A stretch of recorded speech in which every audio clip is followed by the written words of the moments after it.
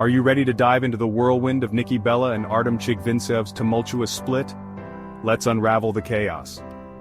After a heated and bitter battle, Nikki Bella and Artem have finally settled their divorce out of court. The decision came after soaring legal fees and emotional stress took their toll on both parties. Sharing custody of their 4-year-old son Mateo, the couple managed to mediate their differences. But wait, it gets juicier. This comes just months after a dropped domestic violence case in August, where both accused each other of being the aggressor. They even had restraining orders, which were dismissed as part of the settlement.